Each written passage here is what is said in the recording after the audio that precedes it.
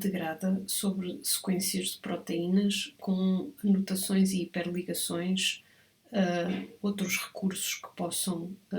adicionar informação relevante. Como quase todas as bases de dados de bioinformática, é possível começar a explorar este recurso a partir da caixa de pesquisa que surge logo na página de entrada e que vai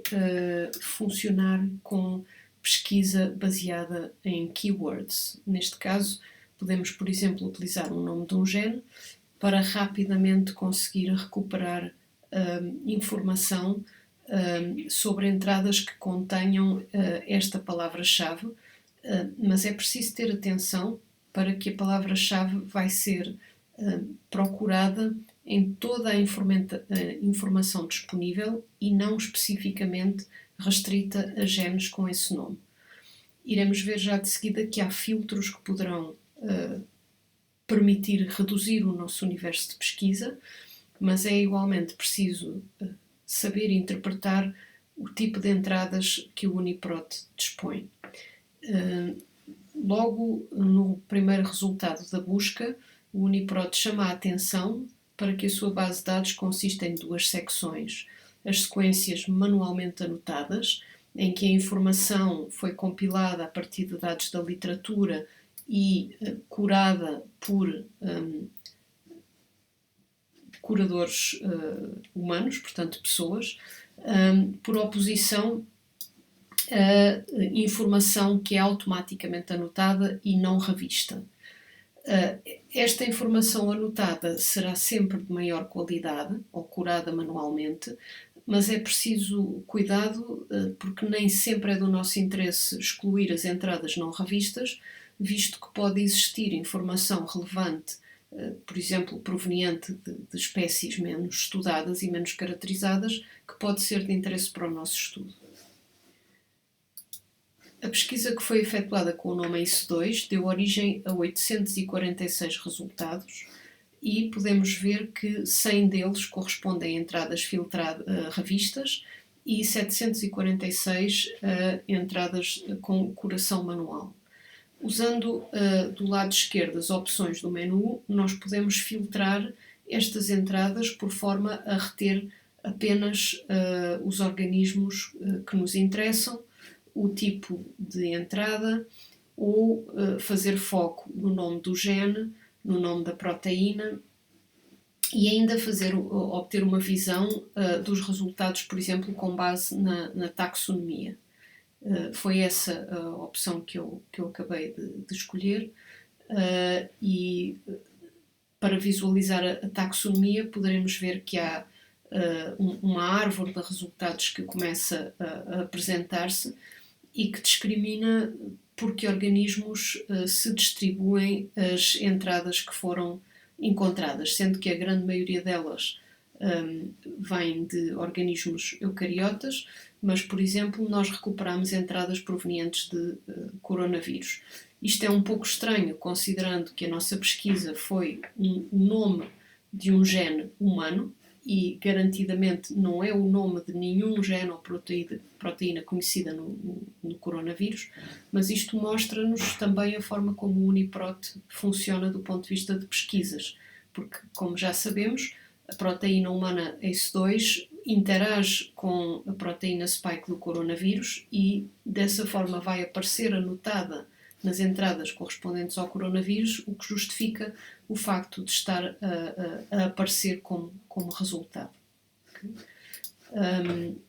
Voltando à tabela de resultados, podemos ver também que temos o problema de haver genes noutros organismos com o mesmo nome e que vão representar uma proteína que não tem nenhuma relação funcional ou evolutiva com a nossa, nomeadamente este fator de transcrição, enquanto aquilo que nós estamos à procura, na verdade, seria o enzima conversor da angiotensina e portanto, poderíamos eventualmente melhorar os resultados da nossa pesquisa utilizando esta designação em vez do nome de gene. Isto porquê? Porque se aplicarmos o filtro nome de gene, vamos parar a muitas proteínas que não nos interessam, a muitos genes que não nos interessam, enquanto que se usarmos o filtro nome de proteína, na verdade, a nossa proteína de interesse não se chama ACE2 e, portanto, não irá aparecer aqui. Podemos assim refinar a pesquisa com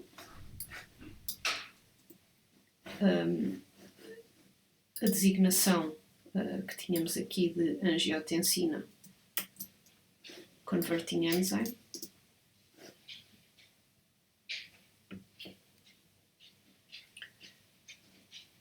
E vamos ver que neste caso temos, na verdade, um número de entradas muitíssimo superior que estão a ser recuperadas e que a grande maioria delas corresponde efetivamente à proteína que nos interessa, okay? Sendo que há aqui uma variação interessante, que é o facto de, por exemplo, nos seres humanos, ser possível perceber que nós temos dois destes enzimas, portanto, dois e uma que não tem numeração, enquanto que em vários outros organismos, como é o caso do coelho ou do rato, só aparece, no rato não, o rato tem dois também, só aparece uma destas variantes, nomeadamente aqui temos, por exemplo, nas aves. Okay? Portanto, isto é normal, há muitos genes que são duplicados na evolução dos organismos e isso vai levar a que certas espécies tenham duas proteínas semelhantes com funções ligeiramente diferentes e outras que vão ter apenas uma cópia genética dessa proteína. Podemos agora abrir as entradas referentes à proteína humana para tentar perceber rapidamente a informação e diferença sobre cada uma delas.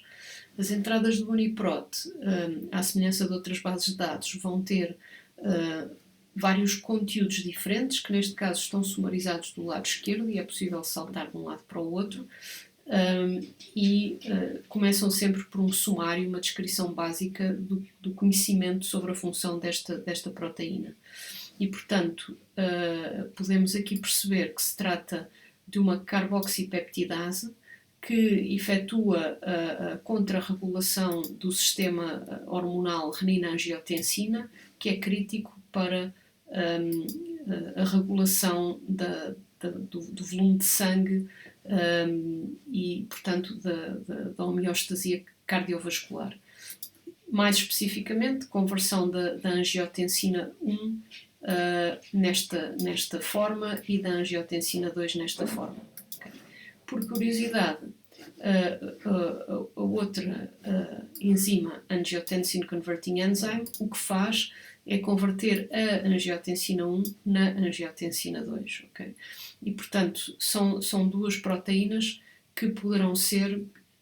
relativamente diferentes, mas essa informação sobre a estrutura da proteína pode ser recuperada mais abaixo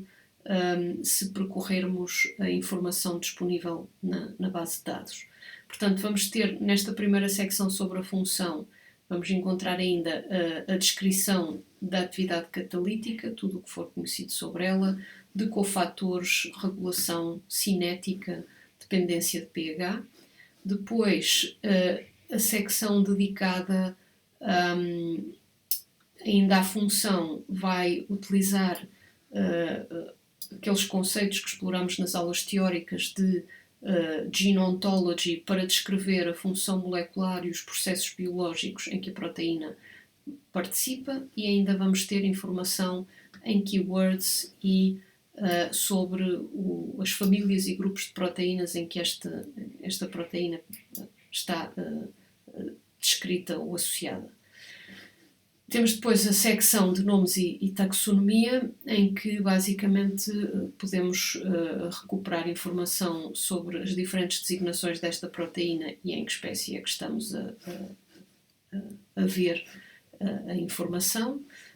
Alguma descrição sobre a sua localização subcelular, com a indicação amarelo se trata de uma anotação manual, se de uma anotação automática, que pode por vezes ser obtida a partir da análise computacional da sequência proteica. E, portanto, neste caso podemos ver que esta proteína se encontra na membrana plasmática ou na região extracelular ou como secretada. Okay. E depois anotações várias que descrevem a proteína. informações sobre a sua topologia que nos vão identificar domínios topológicos, nomeadamente domínios extracelulares, domínios transmembranares, domínios citoplasmáticos e a sua representação em formato gráfico para podermos perceber efetivamente que região da proteína é que está aonde. Podemos aqui perceber, por exemplo, que o domínio transmembranar desta proteína é composto por apenas 20 aminoácidos que estão localizados nesta porção aqui, de acordo com a anotação disponível. A secção seguinte, dedicada à patologia e biotecnologia, descreve se já há utilizações biotecnológicas para esta proteína, e podem ver aqui que neste caso se tem começado a recorrer a formas sintéticas do ACE2 para neutralizar a infecção por coronavírus. E depois descreve de forma detalhada a mutagênese conhecida na entrada na proteína que estivermos a ver, e reparem que a mutagênese pode ser referente quer a mutações naturais, quer a mutações sintéticas, mas temos informação, na medida do possível, informação funcional sobre o impacto dessas mutações aqui organizadas, e neste caso, por exemplo, podemos interpretar que uma mutação no aminoácido número 19, com a sua conversão de uma serina para uma prolina,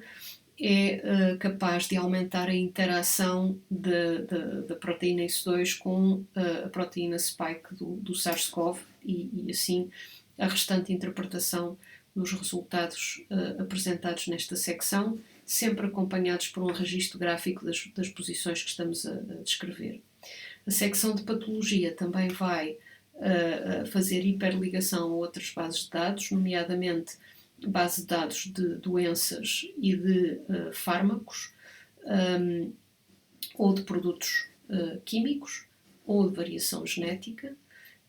e teremos depois a secção seguinte, que é dedicada às modificações pós-traducionais ou processamento da proteína, sendo que neste caso é importante recordar que diversas proteínas são produzidas, ou seja,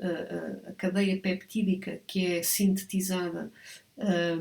inicialmente a partir do ribossoma é um propéptido que tem que ser processado quimicamente por forma a dar origem, ou processado pela célula por forma a dar origem à proteína madura. No caso do ACE2, podemos ver que efetivamente é uma proteína que sofre processamento molecular.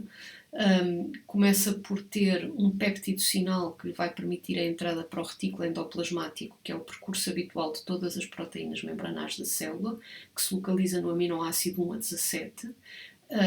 A sequência que efetivamente corresponde ao enzima vai localizar-se do aminoácido 18 ao 805 e existe uma forma processada desta proteína em que é perdida parte da porção carboxiterminal, portanto removida, tal como aqui está mostrada, por processamento dentro da célula. Depois estão aqui também descritas as modificações de aminoácidos conhecidas, neste caso glicosilações e pontos bisulfito,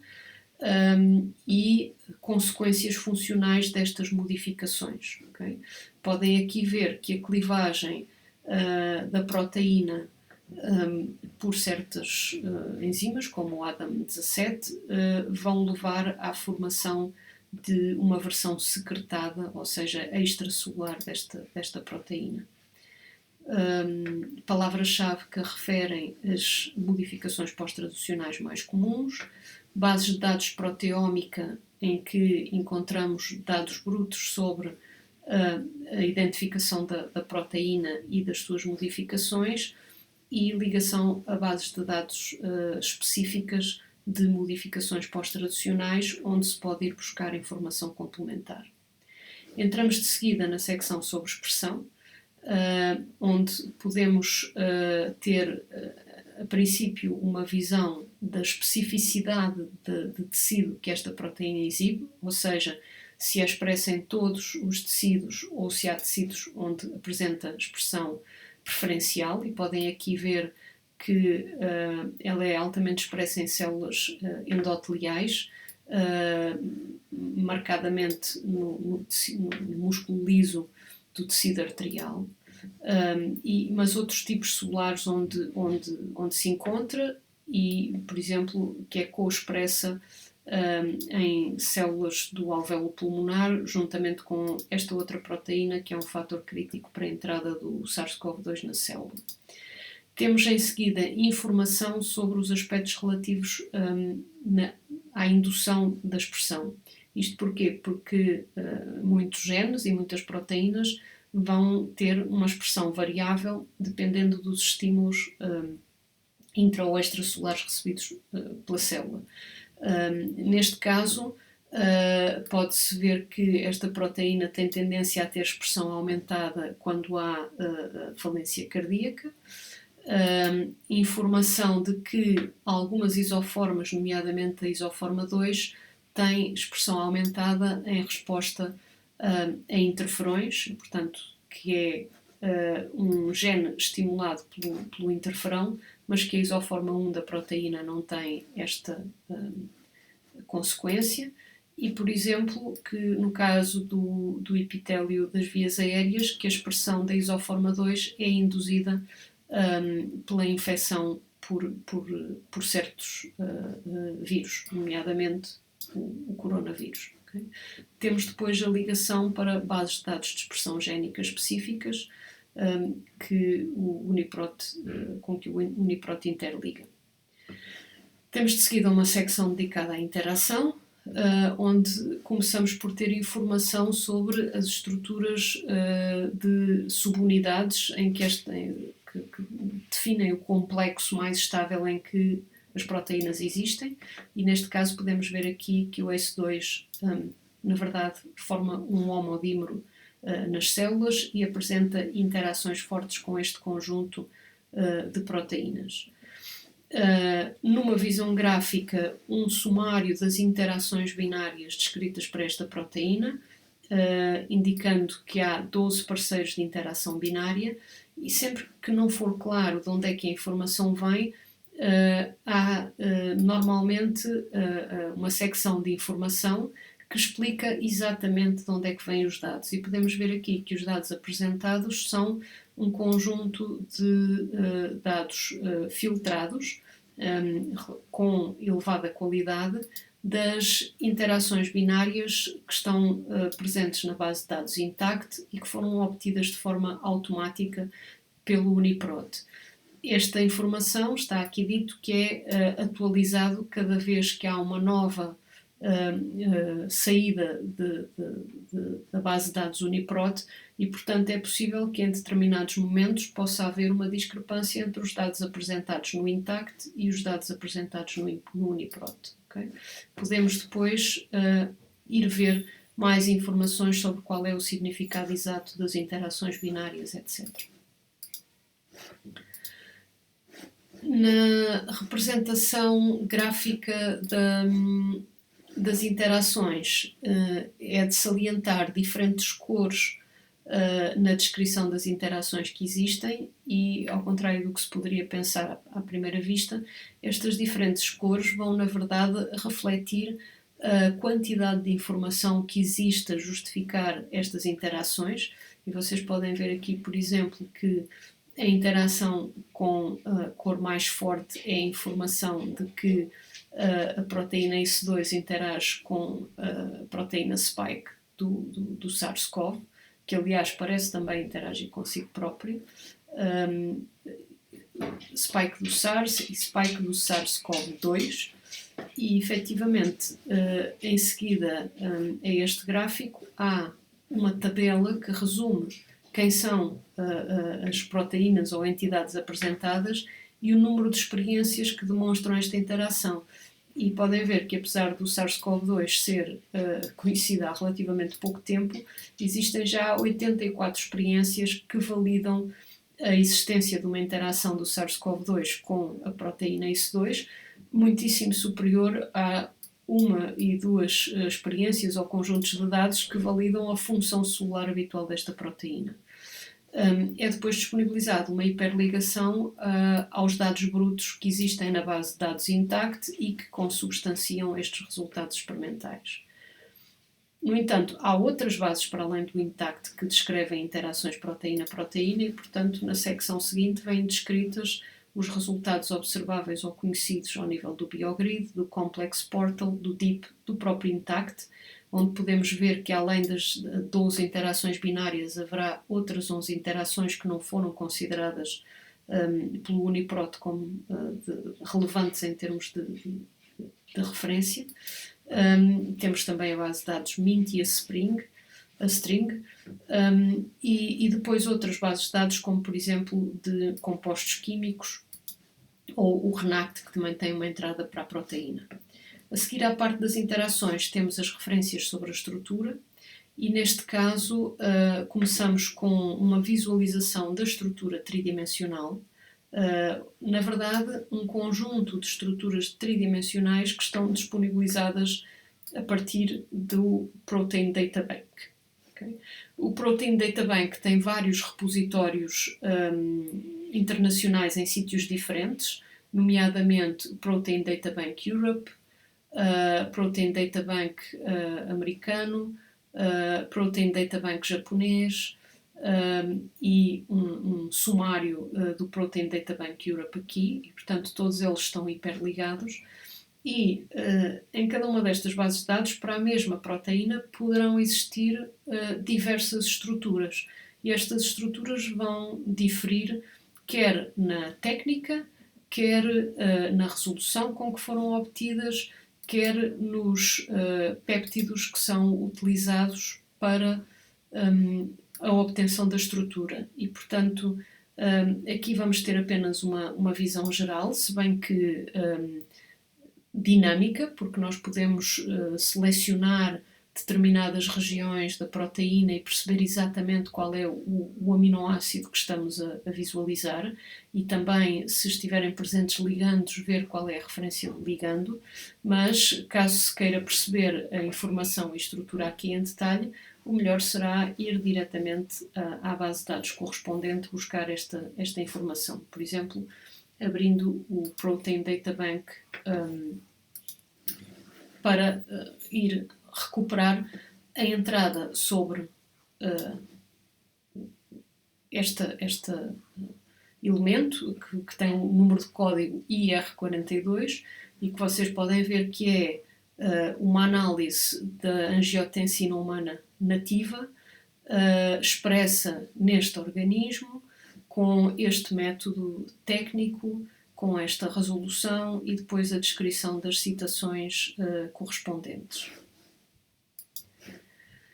Temos também uma visualização rápida da estrutura secundária e de quais são as alterações ou as conformações conhecidas em cada porção da estrutura secundária e hiperligação a outras bases de dados. Depois entramos na secção família e domínios, onde vamos ter um sumário sobre as regiões anotadas e conhecidas desta proteína e que frequentemente poderão também dar informações de caráter funcional, como por exemplo identificar resíduos de aminoácidos que são necessários para a interação com a proteína spike do vírus SARS-CoV. Toda esta informação está sempre hiperligada para a publicação que lhe deu origem e, portanto, é possível consultá-la e perceber, por exemplo, neste caso, que se trata de um estudo produzido em 2005 referente ao coronavírus SARS e não ao SARS-CoV-2 e que os resultados foram obtidos a partir de técnicas de mutagênese. Temos depois uma descrição em texto da estrutura de domínios. Aqui podemos ver que este enzima é composto por 2 domínios, um domínio de metalopeptidase e um domínio localizado no seu C-terminal, que não tem nome atribuído, mas que apresenta uma grande semelhança com outra proteína humana. E, portanto, considera-se que esta proteína pertence à família das peptidases M2, palavras-chave para descrever os seus domínios e ligações a outras bases de dados com informação filogenómica sobre a evolução da proteína ou para as bases de dados de famílias e domínios proteicos, onde se inclui o PFAM e o ProSite, que tínhamos referido como bases de dados de interesse no âmbito da nossa unidade curricular. Finalmente, entramos na secção referente a sequências, onde é possível obter a sequência das diferentes isoformas da proteína. Aqui vemos a indicação de que a entrada descreve a existência de 2 isoformas produzidas por splicing alternativo. É sempre possível solicitar o alinhamento das isoformas ou adicionar a um cesto de compras para depois se fazer o download da informação conjunta que nos interessa no âmbito de uma pesquisa mais alargada do UniProt. E para cada isoforma podemos ver a sequência em formato direto ou solicitar o download do formato FASTA ou ainda fazer BLAST com a sequência apresentada. Depois há um conjunto de alertas que identificam conflitos existentes nas bases de dados em relação à sequência ou variantes naturais conhecidas da sequência, e aqui vocês podem ver, por exemplo, que é conhecido na posição 26 uma diferença de aminoácido que alterna entre a lisina e a arginina, que está descrita em 2 posições, em 2 publicações, e numa delas, por exemplo, que é datada de 2020, mostra que de facto há variabilidade genética entre populações étnicas humanas, sendo que esta região, na verdade, é uma das regiões envolvidas na ligação à proteína spike do coronavírus. É de interesse poder-se ver depois se existe ou não informação que permita prever o impacto desta alteração. Temos aqui hiperlink para todos um conjunto de bases de dados alternativos que podem ser utilizados para passarmos para a sequência dos RNAs mensageiros, e pode-se solicitar qual é a base de dados que se deseja que faça a hiperligação, se querem ir para a do EMBL ou para o GenBank. Reparem que os identificadores não são alterados porque eles são transversais às diferentes bases de dados. Estes identificadores originalmente são do GenBank, no entanto, existirá também a sua representação na base de dados do EMBL.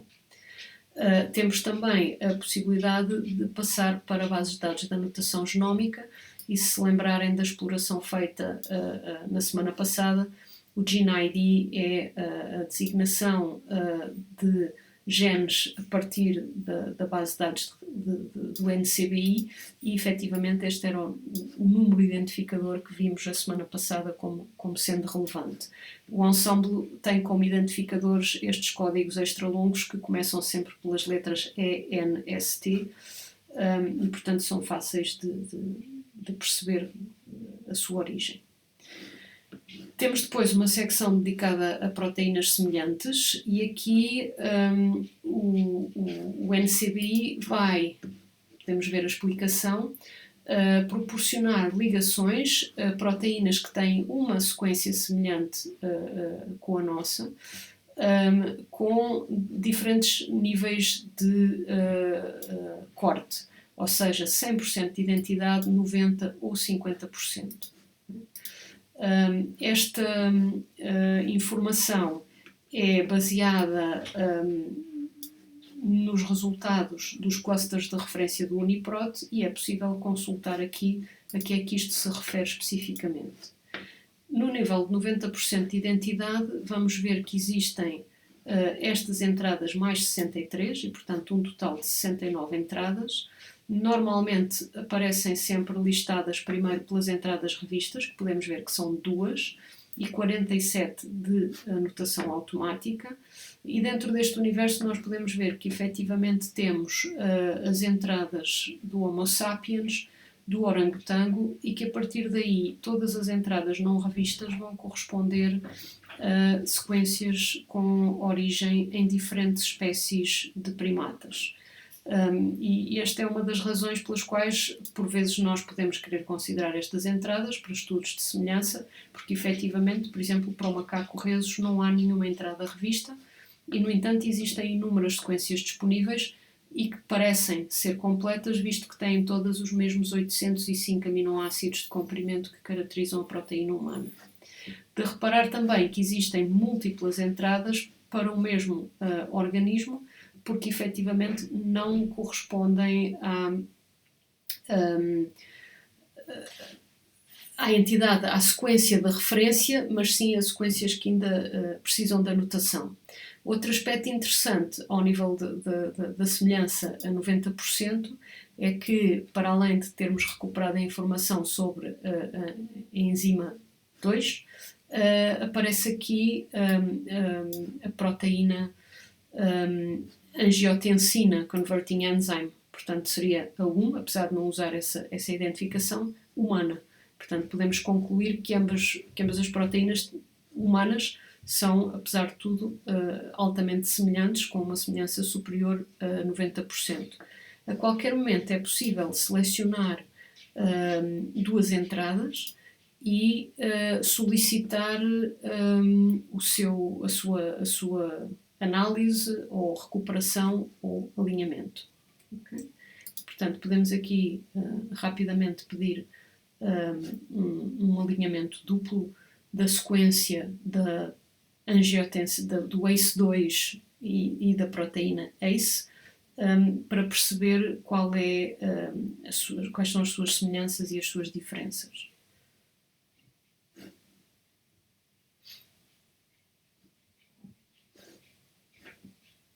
Portanto,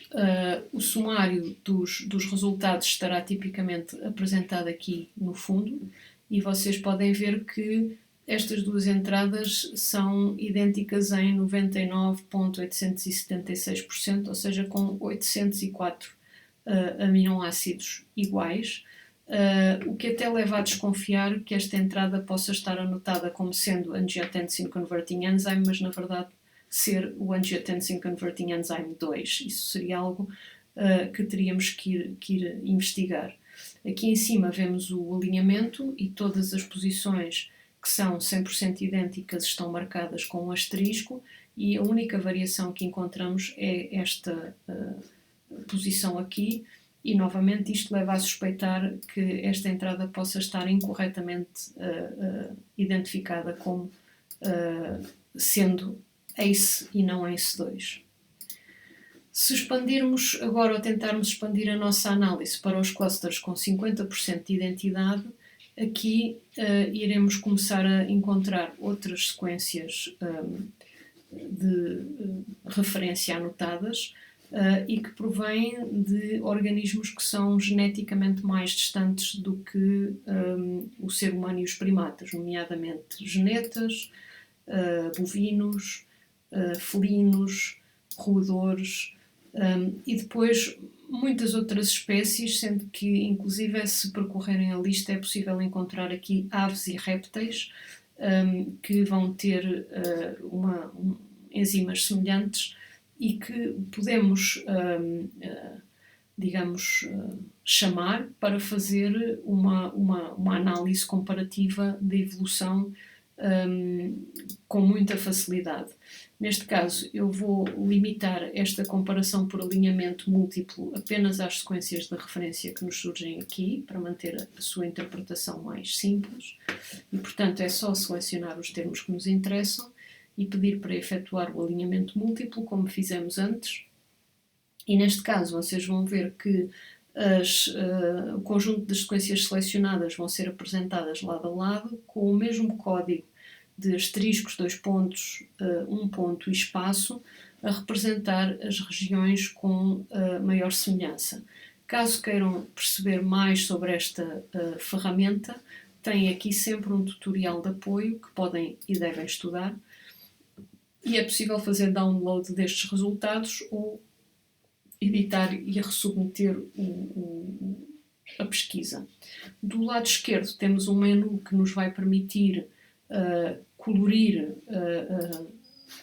as sequências proteicas com base nas anotações conhecidas. Por exemplo, neste momento estamos a visualizar as glicosilações, mas poderíamos, por exemplo, pedir para serem assinalados os aminoácidos positivos. E aquilo que importa compreender é o significado destes alinhamentos e das posições encontradas. Portanto, sempre que temos conservação perfeita de um determinado resíduo de aminoácido, como é aqui o caso da primeira metionina, esse fenómeno vai ser assinalado com um asterisco no código final de interpretação do alinhamento. Sempre que temos variações ligeiras com troca de aminoácidos, e com ligeiro pretende-se dizer a substituição de um aminoácido por outro com propriedades químicas relativamente semelhantes, nós vamos ter a utilização de outros códigos, nomeadamente 2 pontos ou 1 ponto, a assinalar que sim, houve uma mudança, mas não é previsto que esta mudança tenha um impacto muito significativo na estrutura da proteína. E, finalmente, quando temos alterações muito significativas em que os aminoácidos parecem variar livremente, e variar livremente são 2 fenómenos distintos que podemos observar. Por um lado, cada espécie ter um aminoácido distinto nessa posição. Nós aqui temos um caso em que aparecem 3 aminoácidos diferentes como possíveis nesta posição. Ou, por outro lado, termos uma troca para um aminoácido cuja componente ou estrutura química, cujas cadeias laterais são muitíssimo diferenciadas daquele que é o padrão. E, por exemplo, temos aqui uma situação em que só há 2 aminoácidos diferentes, uma serina e fenilalanina, e, no entanto, quimicamente a diferença entre eles é considerada muito grande, pelo que se pensa que, do ponto de vista evolutivo, esta região está a variar livremente, ou seja, não há pressão para manter a estrutura constante nesta posição, o que implica, a interpretação, é que esta posição não é crítica para a função final da proteína. E, portanto, com uma análise cuidada destes resultados de alinhamento múltiplo, é possível identificar que regiões são absolutamente críticas para o funcionamento da proteína e que regiões é que são menos importantes porque podem apresentar variação mais livre, como é o caso deste conjunto de aminoácidos que eu assinalei aqui, em que estas 3 posições parecem ter quase todas as possibilidades cobertas neste número relativamente limitado de organismos, por oposição a esta região em que não se observa nenhum tipo de variação na sequência. As zonas sem variação tipicamente representam os centros ativos, que podemos até tentar utilizar as anotações disponíveis para identificar, digamos assim, que aspectos podem ser mais críticos nesta conservação. Portanto, selecionando os centros ativos conhecidos, vocês vão ver que normalmente são aminoácidos totalmente invariáveis e próximo de regiões bastante conservadas, e o mesmo se pode aplicar a locais de ligação a metais, né, cuja estrutura deve ser bastante restrita, ou a locais de ligação em geral. Okay? Portanto, neste caso, nós devemos interpretar sempre como as zonas que não variam de todo como sendo as funcionalmente mais importantes. Temos ainda aqui no final do alinhamento a disponibilização de um dendrograma que representa a proximidade evolutiva das diferentes proteínas e, como seria de esperar, considerando os princípios base da evolução da vida na Terra, tipicamente as proximidades evolutivas, ou as proximidades de sequência das proteínas vão refletir a evolução das espécies. Por exemplo, vocês podem aqui ver que o ser humano e o orangotango estão muito próximos, num ramo que divergiu muito tardiamente, se considerarem a ideia de que o tempo de divergência é lido nesta direção, não é? O ser humano e o orangotango são aqueles que divergiram há menos tempo, e temos depois a gineta e o gato, que são, enfim, relacionados, dois felídeos com uma divergência um bocadinho maior, mas novamente as proteínas mais próximas. O ramo dos carnívoros e dos primatas está mais próximo entre si do que os bovinos, ou depois o rato e o morganho ou ratinho, que também apresentam uma proximidade, mas localizam-se num ramo completamente independente. E, portanto, este tipo de análise vai permitir tirar uma série de ilações sobre as regiões críticas para a função da proteína e as espécies em que a proteína, ou é expectável que ela apresente o mesmo tipo de funções, nomeadamente as espécies em que é expectável, por exemplo, que o coronavírus consiga usar esta proteína como ponte de entrada para infectar o organismo. Terminando aqui a listagem de informações, portanto, nós estávamos a ver a informação sobre proteínas semelhantes, que foi por onde começámos e avançámos para o alinhamento múltiplo. Depois a base de dados vai disponibilizar conjunto de referências cruzadas para outras bases de dados, informação básica sobre a entrada, e depois o que eles próprios chamam de uma miscelânea de informação, que basicamente contém qualquer informação relevante que os curadores tenham encontrado e que não se encaixa noutras secções definidas. Se nós formos ver o que é que está disponibilizado, por exemplo, para uma entrada que não é revista, alguns destes processos não terão informação disponível, outros vão ter informação disponibilizada por, digamos, interpretação de semelhança a partir de outras espécies, e vai ser um bocadinho variável aquilo que se vai conseguir encontrar. O ponto-chave é que tudo o que está aqui colocado foi introduzido de forma automática por análise computacional e, portanto, não está sujeito a revisão manual por parte de curadores, sendo que a informação, enfim, toda ela em todo o caso, que tem que ser vista e considerada sempre com um espírito crítico e verificação das fontes e da justificação sobre porque é que ela se encontra registada.